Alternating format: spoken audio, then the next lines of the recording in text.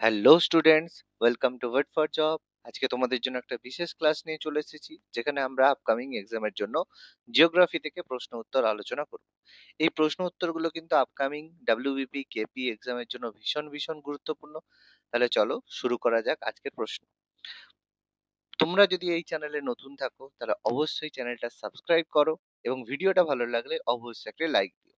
প্রথম প্রশ্ন কি বলেছে, ভারতের যে প্রমাণ দ্রাঘিমা, যেটা কোন শহরের উপর দিয়ে গেছে? তো প্রত্যেকটা দেশের উপর দিয়ে একটা প্রমাণ দ্রাঘিমা গেছে, যার মাধ্যমে সেই দেশের সময় বা টাইম নির্ধারণ করা হয়ে থাকে। তো চারটে অপশন রয়েছে: মুম্বাই, এলাহাবাদ, আহমেদাবাদ না জয়পুর। তো দেখো, এই প্রমাণ দ্রাঘিমা সাধারণত যে কোনো দেশের মাঝ বরাবর হয়ে থাকে। তো এর মধ্যে মুম্বাই, আহমেদাবাদ বা জয়পুর, এগুলো টোটালি ভারতের পশ্চিম দিকে অবস্থিত। সেই জন্য এগুলো সম্ভব নয়। তো এক্ষেত্রে অ্যান্সার কি হবে? অ্যান্সার হবে এলাহাবাদ। তো ভারতের যে প্রমাণ দ্রাঘিমা 82°30', সেটা উত্তরপ্রদেশের এলাহাবাদ বা যার বর্তমান নাম প্রয়াগরাজের কাছাকাছি মির্জাপুরের উপর দিয়ে গেছে। খুবই গুরুত্বপূর্ণ প্রশ্ন। এটা কিন্তু আমাদের পরীক্ষায় প্রশ্ন এসে থাকে, কেউ ভুল করো না। ভীষণ ভীষণ ইম্পর্টেন্ট প্রশ্ন। ভারতের যে প্রমাণ দ্রাঘিমা 82°30', সেটা উত্তরপ্রদেশের এলাহাবাদের কাছাকাছি মির্জাপুরের উপর দিয়ে গেছে, যার মাধ্যমে সারা ভারতের সময় কিন্তু নির্ধারণ হয়ে থাকে। ওকে, চলো নেক্সট প্রশ্ন কি বলেছে। মহাবিষুব কত তারিখে হয়? চারটে অপশন রয়েছে: 4ঠা জানুয়ারি, 21শে ফেব্রুয়ারি, 21শে মার্চ, 14ই এপ্রিল। দেখো, মহাবিষুব আর জলবিষুব দুটো পৃথিবীর সঙ্গে সূর্যের যে অবস্থান, যে পৃথিবী যে সূর্যের থেকে অবস্থান করে, সেই অনুযায়ী মহাবিষুব জলবিষুব তৈরি হয়ে থাকে। তো মহাবিষুব কোনটা হয়? মনে রাখবে, অপশন সি 21শে মার্চ। তো মহাবিষুব, যেটাকে আমরা বসন্তকালীন বিষুব বলি, সেটা 21শে মার্চ তারিখে ঘটে, যখন সূর্য নিরক্ষরেখার উপরে সরাসরি অবস্থান করে এবং পৃথিবীর সর্বত্র দিন এবং রাত্রি সমান হয়। তখন উত্তর গোলার্ধে বসন্ত ঋতুর সূচনা হয়। সেই কারণে এটাকে মহাবিষুব বলা হয়। ঠিক আছে, মহাবিষুব জলবিষুব দুটোই কিন্তু যখন সূর্য নিরক্ষরেখার উপরে সরাসরি অবস্থান করে থাকে। চলো পরবর্তী প্রশ্ন কি বলেছে। পরবর্তী প্রশ্নে যাওয়ার আগে আমাদের আপকামিং গ্রুপ সি এবং ডি এক্সামের জন্য রয়েছে বিশেষ প্র্যাকটিস সেট, যেখানে তোমরা পাবে 24টা প্র্যাকটিস সেট মাত্র 120 টাকায়। এর জন্য নিচে দেওয়া হোয়াটসঅ্যাপ নাম্বার রয়েছে, সেখানে তোমরা যোগাযোগ করতে পারো, অথবা ডিসক্রিপশন বক্স থেকে তোমরা পিডিএফ কেনার লিঙ্ক পেয়ে যাবে। সেখান থেকে তোমরা পারচেজ করে নাও, যেটা কিন্তু আপকামিং এক্সামের জন্য ভীষণ ভীষণ গুরুত্বপূর্ণ। চলো পরবর্তী প্রশ্নে যাওয়া যাক, কি বলেছে। পৃথিবীর অপসূর অবস্থান হয় কবে? দেখো, অপসূর আর অনুসূর অবস্থান পৃথিবীর হয় পৃথিবী থেকে সূর্যের দূরত্ব যখন সব থেকে কম হয়, তখন অনুসূর অবস্থান হয়। পৃথিবী থেকে সূর্যের দূরত্ব যখন সবচেয়ে বেশি হয়, তখন অপসূর অবস্থান হয়। যখন অনুসূর অবস্থানে 14,70,00,000 কিলোমিটার, আর অপসূর অবস্থানে 15,20,00,000 হয়ে থাকে। সেই জন্য আমরা অ্যাপ্রক্সিমেটলি 15 কোটি কিলোমিটার আমরা ধরি। তো অপসূর অবস্থান হয় কবে? চারটে অপশন রয়েছে: 3rd জানুয়ারি, 4ঠা জুলাই, 10ই সেপ্টেম্বর না 21শে অক্টোবর। তো মনে রাখবে, অপসূর অবস্থান কিন্তু 4ঠা জুলাই হয়ে থাকে। দেখতেই পাচ্ছ, পৃথিবী কক্ষপথে পুরোপুরি বৃত্তাকার পথে ঘোরে না, উপবৃত্তাকার পথে ঘোরে।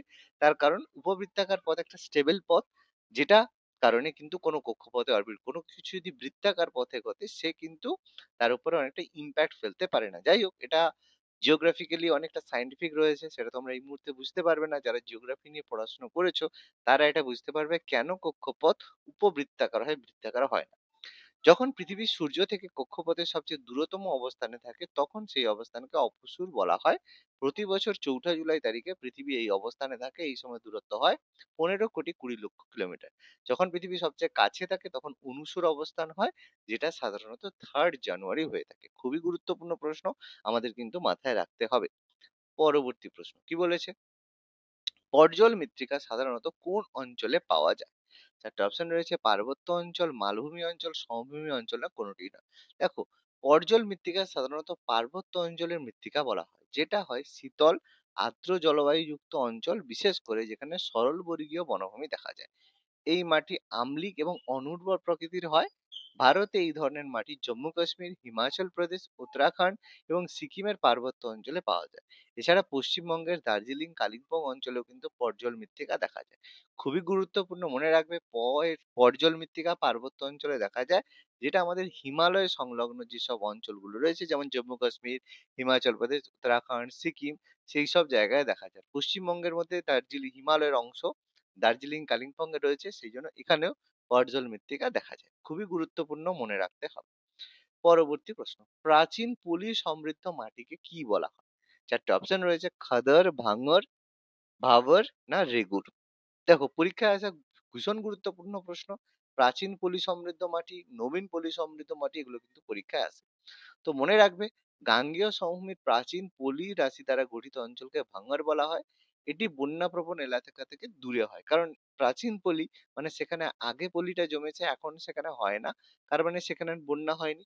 কিন্তু উঁচু নদীর পাদদেশে এটা পাওয়া যায়। আর খাদার হলো নতুন পলি মাটি, যেখানে প্রতি বছর জমা হয়, অর্থাৎ এগুলো বন্যা প্রবণ এলাকায় যখন নদী আসে তখন যে নতুন পলি ডিপোজিট করে, তার ফলে খাদার উৎপন্ন হয়। তো পরীক্ষায় এগুলো কিন্তু পরীক্ষায় এসে থাকা প্রশ্ন, কেয়ারফুলি করবে। গম চাষের জন্য কোন মাটি সব থেকে ভালো? খুবই গুরুত্বপূর্ণ প্রশ্ন। চারটে অপশন রয়েছে, দোআঁশ মাটি, এঁটেল মাটি, কালো মাটি না ল্যাটেরাইট মাটি। মনে রাখবে, গম চাষের জন্য সব থেকে ভালো কিন্তু দোআঁশ মাটি। এই মাটিতে বালি, পলি এবং কাদামাটির সঠিক অনুপাতে থাকে, যা তার জল ধারণ ক্ষমতা এবং পুষ্টির জন্য আদর্শ।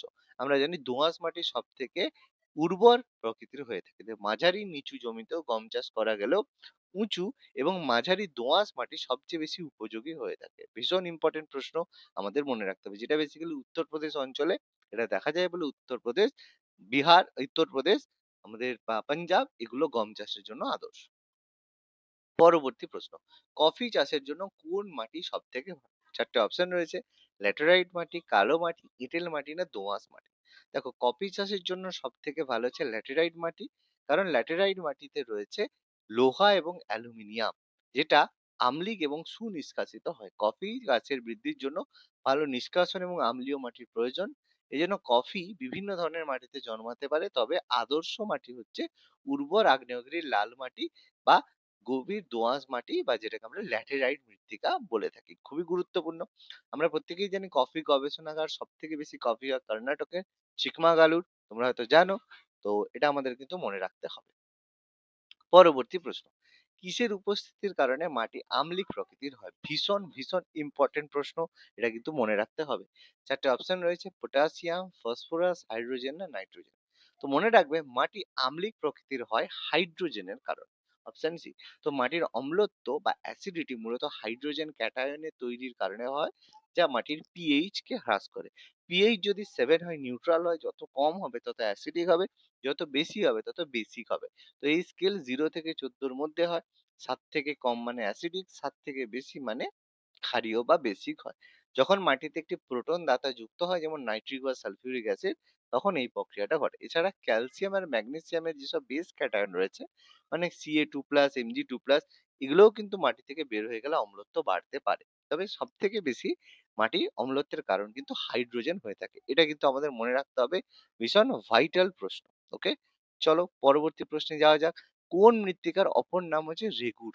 চারটে অপশন রয়েছে, কৃষ্ণ মৃত্তিকা, ল্যাটেরাইট মৃত্তিকা, দোআঁশ মৃত্তিকা না এঁটেল মৃত্তিকা। দেখো, রেগুর মৃত্তিকা সাধারণত কৃষ্ণ মৃত্তিকাকে বলা হয়। তো রেগুর মাটি, যা কৃষ্ণ মৃত্তিকা নামে পরিচিত, এই মাটি লাভা প্রবাহ দ্বারা গঠিত এবং দাক্ষিণাত্যের মালভূমি অঞ্চলে দেখা যায়, যেটা তুলা চাষের জন্য বিশেষভাবে উপযুক্ত। সেই মাটির অপর নাম কিন্তু রেগুর মৃত্তিকা। ভেরি ইম্পর্টেন্ট প্রশ্ন। পরবর্তী প্রশ্ন কি বলেছে, পশ্চিমবঙ্গের কোন জেলায় ব্যাডল্যান্ড টপোগ্রাফি দেখতে পাওয়া যায়? চারটে অপশন রয়েছে, পশ্চিম মেদিনীপুর, মালদা, কোচবিহার, উত্তর চব্বিশ পরগনা। তো দেখো, ব্যাডল্যান্ড টোপোগ্রাফি কিন্তু পশ্চিম মেদিনীপুর জেলায় দেখা যায়, তবে সবচেয়ে বেশি ব্যাডল্যান্ড টোপোগ্রাফি বীরভূম জেলায় দেখতে পাওয়া যায়। অ্যাকর্ডিং টু অপশন বীরভূম নেই, পশ্চিম মেদিনীপুরেও কিন্তু এই ধরনের টোপোগ্রাফি দেখা যায়, সেখানে উত্তর হবে পশ্চিম মেদিনীপুর। তো পশ্চিমবঙ্গের বৈশিষ্ট্যপূর্ণ যে খোয়াই ভূপ্রকৃতি, যেটা ল্যাটেরাইট মাটি এবং উল্লেখযোগ্য ক্ষয়ের জন্য পরিচিত, এটা বীরভূমে উল্লেখযোগ্য দেখা যায়। এছাড়া পশ্চিম মেদিনীপুরে এই ধরনের টোপোগ্রাফি আমরা লক্ষ্য করতে পারি। পরবর্তী প্রশ্ন, গ্রানাইট কি ধরনের শিলা? চারটে অপশন রয়েছে, আগ্নেয় শিলা, পাললিক শিলা, রূপান্তরিত শিলা না কোনোটিই না। দেখো, প্রত্যেকেই জানি যে গ্রানাইট শিলা হচ্ছে এক ধরনের আগ্নেয় শিলা, যাকে ইগনেরাস রক বলা হয়। তো এটা এক ধরনের আগ্নেয় শিলা, যেটি ভূগর্ভের গভীরে ম্যাগমা বা গলিত শিলা ধীরে ধীরে ঠান্ডা এবং কেলাচিত হওয়ার ফলে তৈরি হয়। তো গ্রানাইট কোয়ার্টজ এবং ফেলসপার খনিজ দ্বারা গঠিত। তো ভীষণ ইম্পর্টেন্ট একটা প্রশ্ন, গ্রানাইট কোন ধরনের শিলা, এক্সামে এসে থাকে। এবার গ্রানাইট রূপান্তরিত হয়ে কি গঠিত হয়? আগ্নেয় শিলা বা পাললিক শিলা রূপান্তরিত হয়ে রূপান্তরিত শিলায় গঠিত হয়। তো গ্রানাইট রূপান্তরিত হয়ে কি গঠন করে? একটা অপশন রয়েছে মার্বেল, বেলে পাথর, স্লেট না নিস। তো মনে রাখবে গ্রানাইট আগ্নেয় শিলা যেটা উচ্চ চাপ এবং তাপমাত্রায় নিসে রূপান্তরিত হয়। তো নিস একটা উচ্চ মাত্রায় রূপান্তরিত শিলা যা ফেলসপার এবং কোয়ার্টজ খনিজ দ্বারা গঠিত এবং এতে স্তর গঠন দেখা যায়। স্তরযুক্ত হয় যদি বারবার এটা গঠিত হয় স্তর হয়, আর যদি স্তর না হয় স্তরবিহীনও এগুলো হয়ে থাকে। পরবর্তী প্রশ্ন, ছোটনাগপুর মালভূমি কোন শিলা দ্বারা গঠিত? ৪ টে অপশন রয়েছে ব্যাসল্ট, চুনাপাথর, গ্রানাইট না বেলে পাথর। তো মনে রাখবে ছোটনাগপুর মালভূমি কিন্তু গ্রানাইট দ্বারা গঠিত। ছোটনাগপুর মালভূমি আর্কিয়ান যুগের গ্রানাইট এবং নিস দ্বারা গঠিত, যেগুলো প্রাচীন আগ্নেয় এবং রূপান্তরিত শিলা। আমরা একটু আগেই পড়লাম যে গ্রানাইট শিলা রূপান্তরিত হয়ে নিস গঠিত হয়।